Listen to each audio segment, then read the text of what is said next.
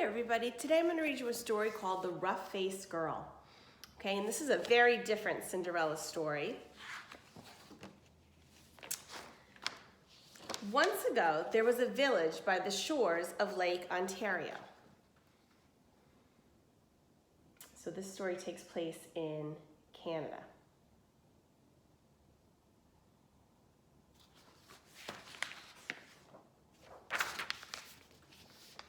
Off from the other wigwams of this village stood one great huge wigwam. Painted on its sides were pictures of the sun, moon, stars, plants, trees, and animals.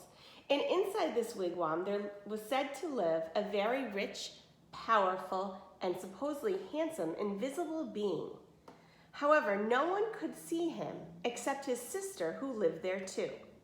Many women wanted to marry this invisible being, but his sister said, only the one who can see him can marry him. It doesn't really tell you why people wanted to, maybe just because it's such a special thing that he's invisible, right? Special there, maybe is the magic. Now in this village there lived a poor man who had 3 daughters. The 2 older daughters were cruel, hard-hearted, and they made their youngest sister sit by the fire and feed the flames. So feeding flames means that to keep the fire going, you have to add sticks and things to it. When the burning branches popped, the sparks fell on her. In time, her hands became burnt and scarred. Her arms too became rough and scarred. Even her face was marked by the fire, and her beautiful long black hair hung ragged and charred. Those 2 older sisters laughed at her, saying, "Ha, you're ugly, you rough-faced girl." And they made her life very lonely and miserable. So I'm wondering if you're thinking what I'm thinking. This is different in the way that the meanness comes from their own sisters, not a stepsister like in the other stories.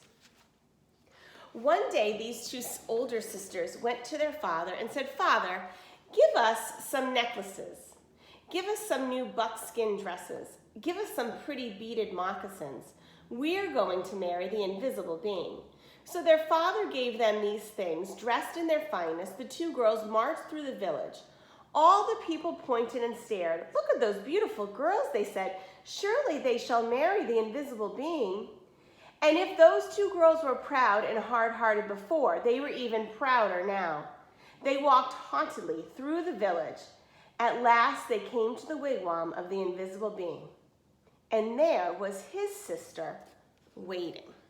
So you can see the way that their noses are kind of in the air, and that's what they mean, but that they walked haughtily. So in other words, they thought they were really something special. Doesn't sound like they were that great though. "Why have you come?" she asked.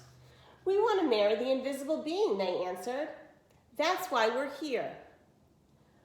"If you want to marry my brother," she replied, you have to have seen him.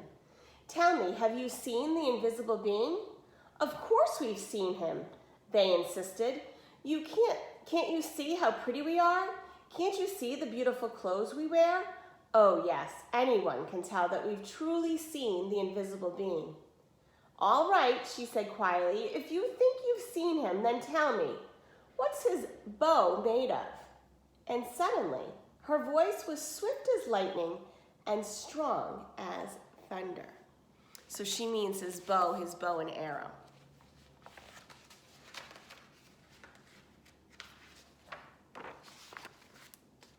"His bow?" they stammered in surprise. "His bow? Oh, we know." But turning desperately to one another, they whispered, "What shall we say? Let's say it's the oak tree." So they said, "It's the great oak tree." "No," said the sister of the invisible being, "no." Oh, she saw at once how they lied. "Tell me," she continued, "if you think you've seen my brother, the invisible being, then what's the runner of his sled made out of?" We know," cried those 2 sisters. But whispering fervently again, they wondered, "What shall we say? What shall we say? Let's say it's the green willow branch. "No," said the sister when she heard. "No, you have not seen my brother. Now go home." "Just test us fairly," they exclaimed. "We've seen him. Just don't ask silly questions."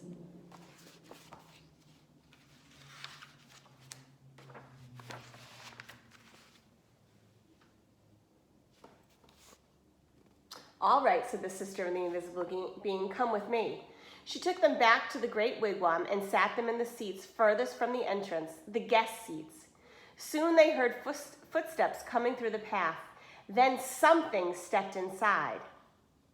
Though they heard breathing, the two sisters still couldn't see a thing.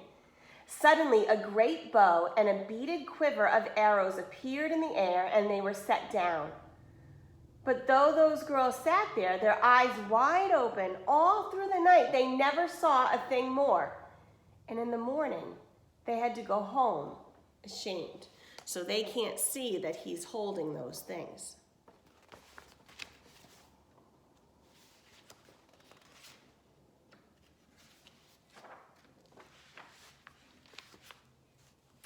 The next day, the rough-faced girl went by her father and said, "Father, may I please have some beads? May I please have a new buckskin dress and some pretty moccasins? I am going to marry the invisible being, for whatever I look, I see his face." But her father sighed. "Daughter," he said, "I'm sorry. I have no beads left for you. Only some little broken shells, and I have no buckskin dress. And as for moccasins, all I have left are my own worn, cracked, and stretched out pair from last year. They're much too big." But she said, "Well, whatever you can spare, I can use." So he gave her those things.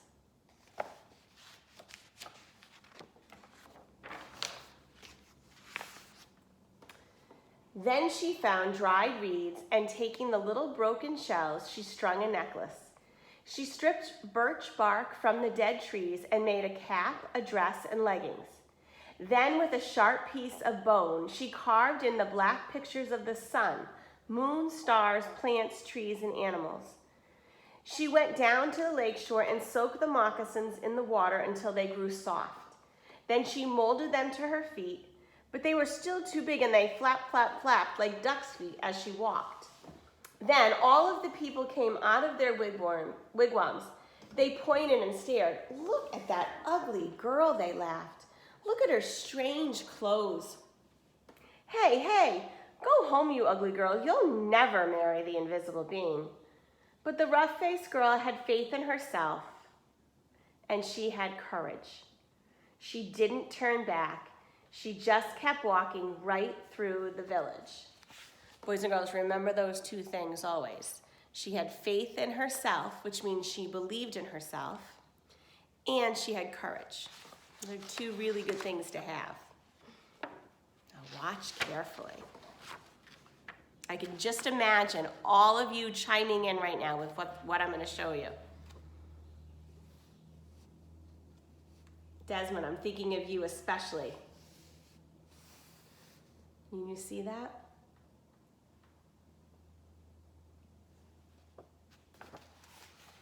As she walked on, she saw the great beauty of the earth and the skies spreading before her. And truly, she alone of all in the village saw in these things the sweetest yet awesome face of the invisible being.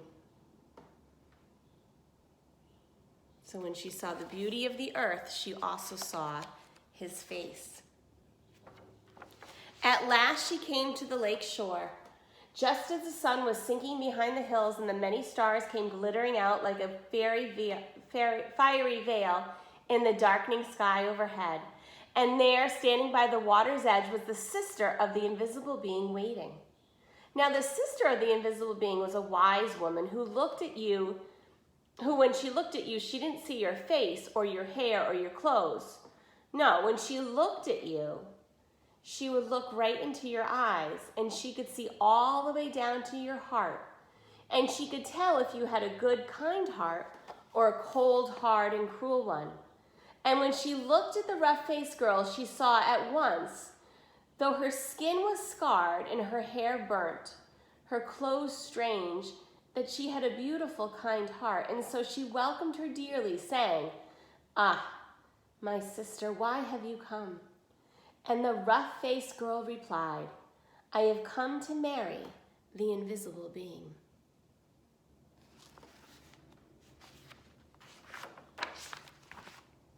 "Ah," said the sister very gently now, "if you want to marry him, you have to have seen him.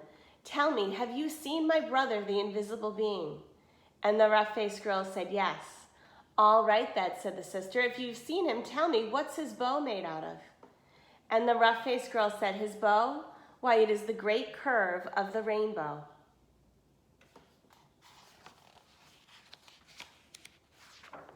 "Ah," exclaimed the sister in excitement. "Tell me," she asked, "if you have seen my brother, the invisible being, what's the runner of his sled made of?" And the rough-faced girl, looking up into the night sky, said, "The runner of his sled?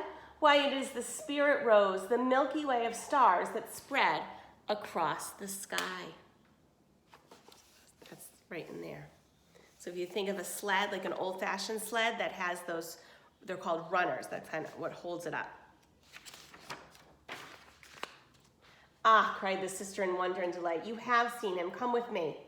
And taking the rough-faced girl by the hand, she led her back to the great wigwam and sat her in the seat next to the entrance with the wife's seat. And then they heard footsteps coming along the path, closer and closer.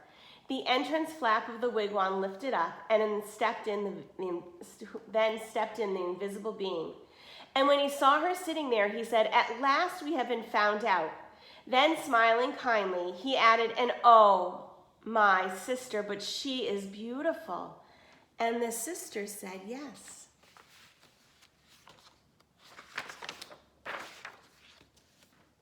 The sister of the invisible being then gave the rough-faced girl the finest of buckskin robes, a necklace of perfect shells. "Now bathe in the lake, and then dress in these," she said. So the rough-faced girl bathed in the waters of the lake, and suddenly all the scars vanished from her body.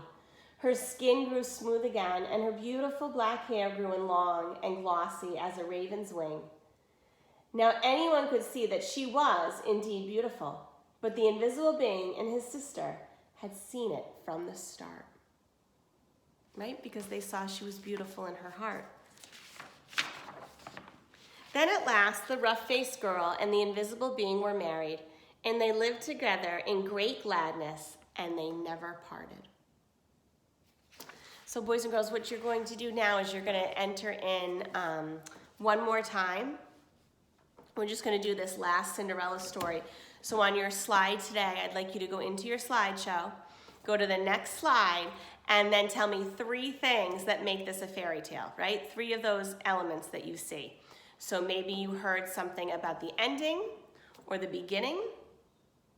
Maybe there was a character that was good. Maybe there was a character that was rewarded for her goodness. Okay, maybe there was a little magic. I think we heard a lot of those things. So I think this is one of my favorite stories. I do love Adelita, but I also love this one. And I just also want to tell you a little bit about it. There's an author's note, which you know is always fun when you read the author's note. And it says, "To see good rewarded and evil punished, or justice, is rare. Stories, however, pass on realities, not of the everyday world, but of the human heart." Indeed, there are 1,500, so 1,500 versions of the basic Cinderella story. So Mrs. Broom could literally be reading you Cinderella stories for like 3 years. But it's always the same. Someone's always cruel. There's always a reward for being kind and doing well. So this Cinderella story is an Algonquin Indian Cinderella in its original form, actually part of a longer and more complex traditional story. So when the author found this story, they wanted to write it and sell it for children, so he kind of simplified it a little bit. That's just a little bit about this story. So I hope you guys enjoyed it. I'm curious to know what your favorite one is of all of them. And that's it for today. Thanks.